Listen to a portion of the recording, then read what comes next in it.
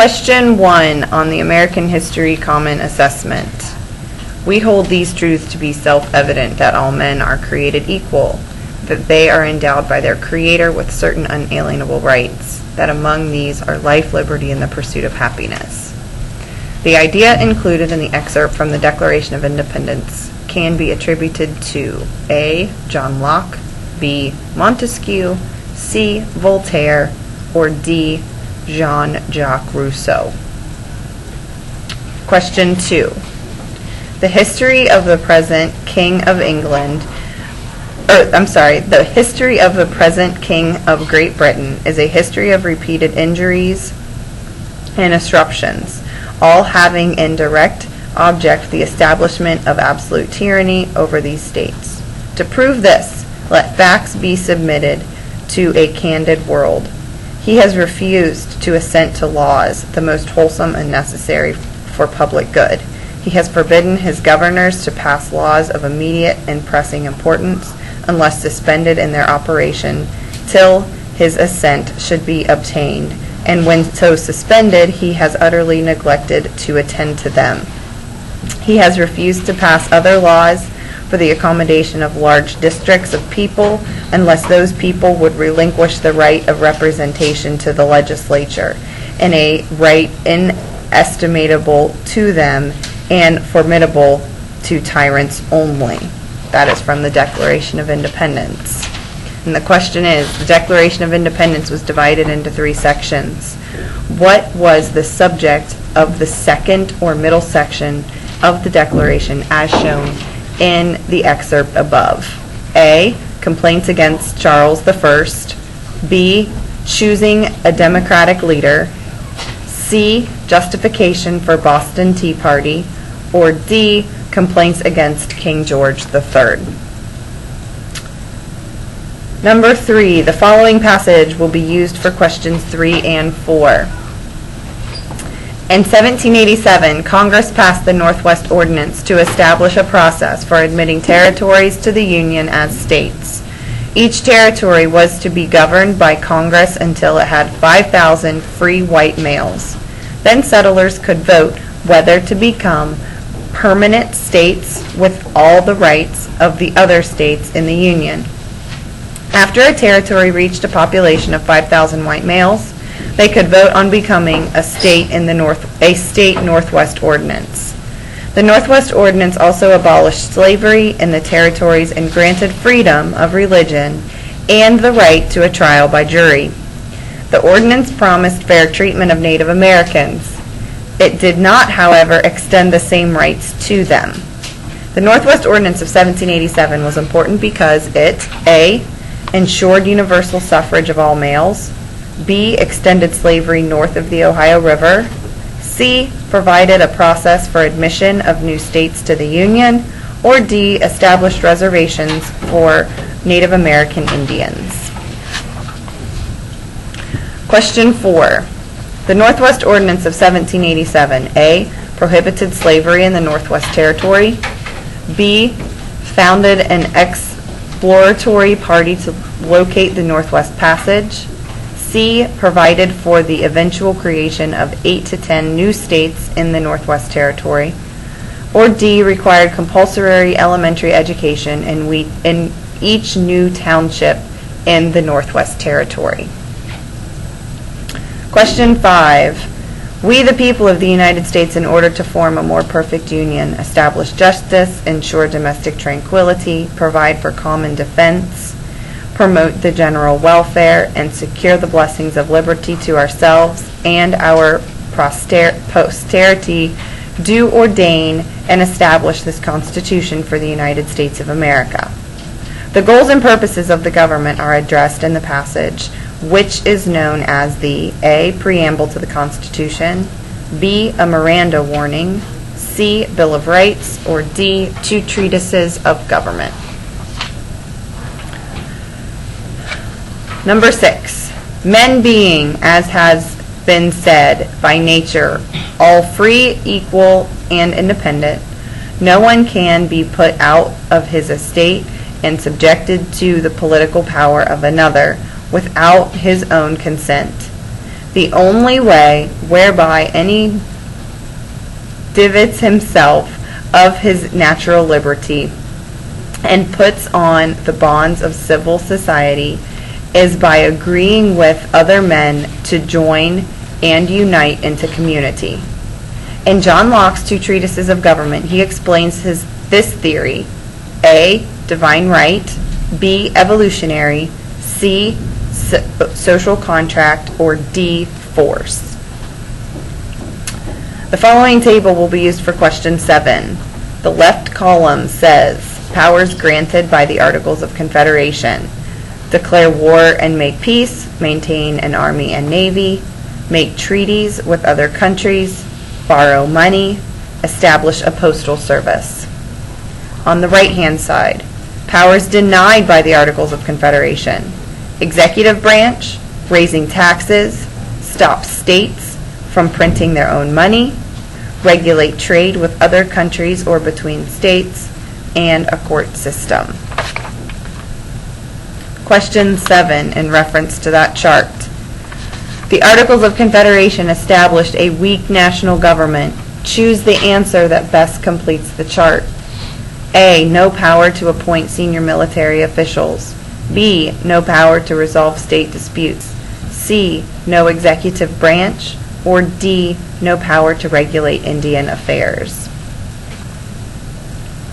Number 8. There never was a government over a very extensive country without destroying the liberties of the people. And that was said by George Mason. According to the statement above, why did anti-federalists like George Mason feel the Bill of Rights was necessary? A, because Bill was right all along. B, because they felt something was needed to protect the rights of individuals. C, because they felt the national government needed more power and influence. D, because they felt individuals should be allowed to have guns in their possession and use them as necessary. Question 9. A major reason the Anti-Federalists opposed the ratification of the United States Constitution was because the Constitution, A, created a bank; B, lacked a provision for a federal court system; C, failed to provide for the direct election of members in the House of Representatives; or D, changed the balance of power between state and national governments. Question 10. Define the Enlightenment as it relates to the founding of the United States. Explain how specific philosophers influenced the creation of the Bill of Rights using evidence of the document. Write your answer in the answer document below. Question 11 is referencing the graph that says at the top, percent of U.S. workforce engaged in farm labor, and then along the side, percent engaged in farm labor. Question 11, a major result of the Industrial Revolution was the A, concentration of workers in urban areas; B, increased desire of the wealthy class to share its power; C, the formation of powerful craft guilds; or D, control of agricultural production by government. Question 12 also refers to that graph. The Industrial Revolution impacted rural to urban migration by A, causing people to give up farming and search for jobs in cities; B, forcing people to migrate to new countries; C, making people move closer to sources of water; or D, industrializing across the European continent. Question 13. Industrialization in America led to the increase of people in the industrial workforce. Describe how industrialization led to a migration of African Americans to the cities and how this migration led to the Harlem Renaissance. And that is worth 4 points. Question 14. How did laissez-faire capitalism affect the economy during the Industrial Revolution? A, it was the foundation of the factory system. They had the government invest money to build factories and periodically make reforms to factory conditions. B, the upper and middle class oppressed the working class. They forced them to work in terrible conditions for low wages to generate more profit. C, the working class was empowered by the government to overthrow the owners and take control of the factories. Or D, the working class was inspired to follow their dreams and make as much money as they possibly could. Question 15. Although important strides were made, Reconstruction failed to provide lasting guarantees of the civil rights of the freedmen. Which evidence best supports this statement? A, the passage of Jim Crow laws in the latter part of the 19th century. B, ratification of the 13th, 14th, and 15th Amendment. C, the refusal of southern states to allow sharecropping. Or D, the passage of the Civil Rights Act in 1866. Question 16. The muckraking journalists associated with the Progressive Era were known primarily for their A, willingness to expose the corruption of U.S. society, B, articles supporting the economic benefits of laissez-faire economics, C, use of the media to advocate the passage of equal rights amendments, or D, to support the formation of U.S. military alliances with other countries. 17 is a short answer. How did the progressive movement serve as a response to the problems of the industrial era? Provide 2 specific examples in your answer document. Question 18. Theodore Roosevelt's speak softly and carry a big stick policy relied on the United States having a competitive economy, B, system of military alliances, C, a strong navy, or D, tax on imports. 19.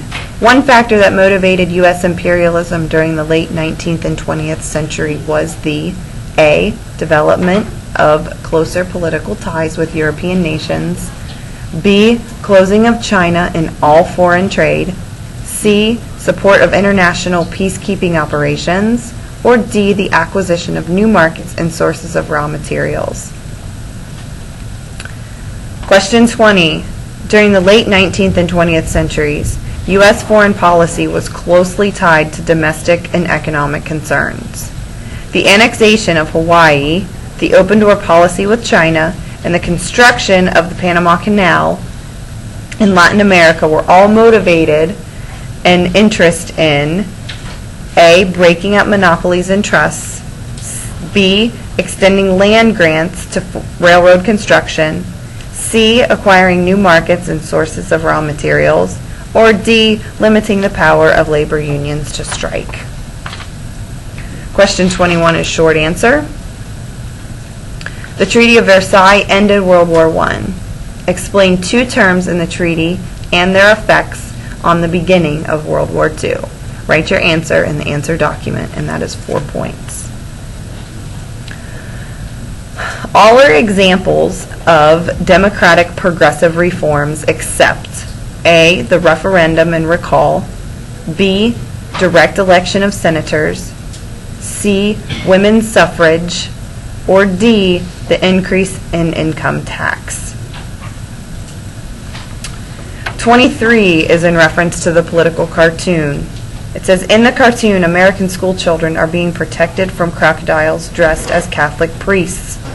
This represents the fear of Americans in the late 1800s that A, children are getting abused by priests, B, America is being invaded by people from predominantly Catholic countries, C, Catholic priests are going to take over America, or D, children were not being taught to swim away from danger. Question 24. Based on a study in the trial of Sacco and Vanzetti in the 1920s and the internment of Japanese Americans in the 1940s, which conclusion is most accurate? A, the Bill of Rights is not intended to apply to naturalized citizens. B, racial and ethnic hostilities are effectively checked by adherence to the due process of law.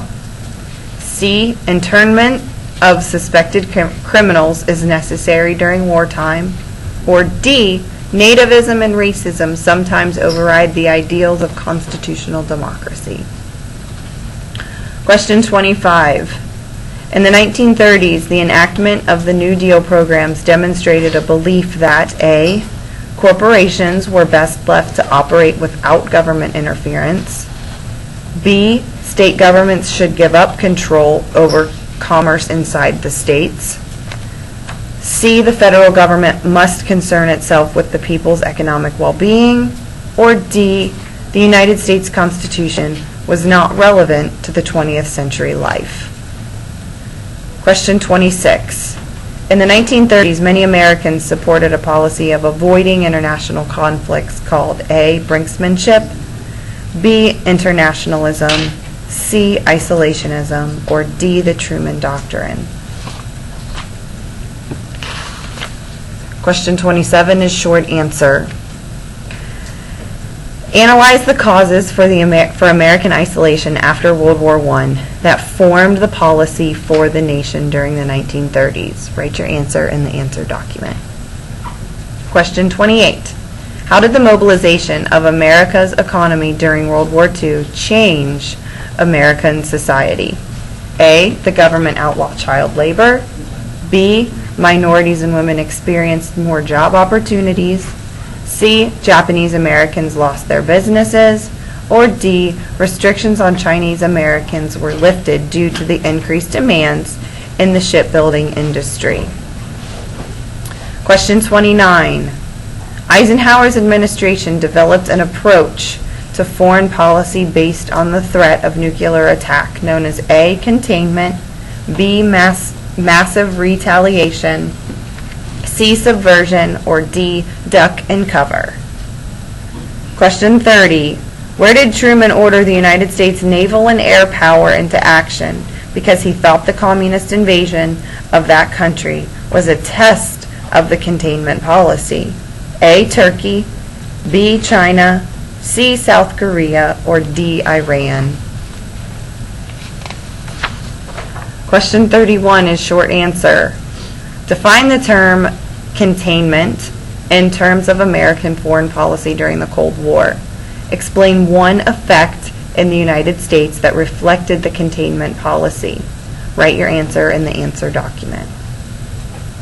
Question 32. What government policy is not a reason the United States got involved in both Korea and Vietnam? A, policy of containment. B, domino theory.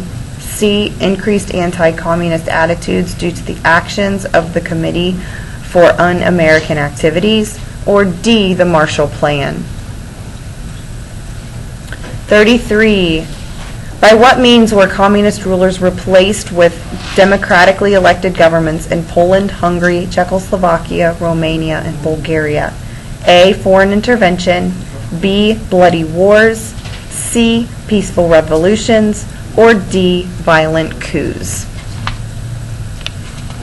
Question 34. Which change in U.S. society in the 20th century was an outgrowth of the success of the civil rights movement in the 1950s and 60s? A, the passage of laws to protect the natural environment. B, the increase in funding for elementary and secondary education. C, the expansion of the role of state governments in economic affairs. Or D, the creation of new governments to advocate for the rights of other minorities. Question 35. Which of the following are two characteristics of the United States economy after World War II? A, high unemployment and scarce goods. B, abundant goods and low unemployment. C, low unemployment and scarce goods. Or D, abundant goods and high unemployment. 36. How did the Immigration Act of 1965 overturn American immigration policies of the late 1800s and 1900s, such as the Chinese Exclusion Act and the National Origins Act? A, it limited immigration of people from Southeast Asia. B, abolished the national origins quota system. C, allowed only people of European ancestry to immigrate to the United States. Or D, all of the above. Question 37. The process by which the world is becoming increasingly interconnected is called A. Democratization, B. Free trade, C. Globalization, or D. Internationalism. Question 38.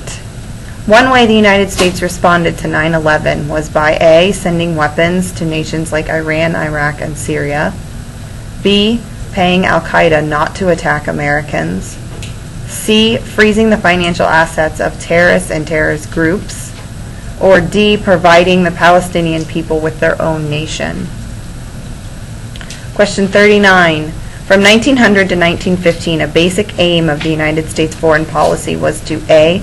Develop close economic ties with African nations, B. Oppose revolutionary movements in Western Europe, C. Promote the United States' influence in Latin America, or D. Prevent the spread of communism in Western Europe and Asia. Question 40. After World War I, the opposition of some members of Congress to the Treaty of Versailles was based largely on the idea that the treaty A.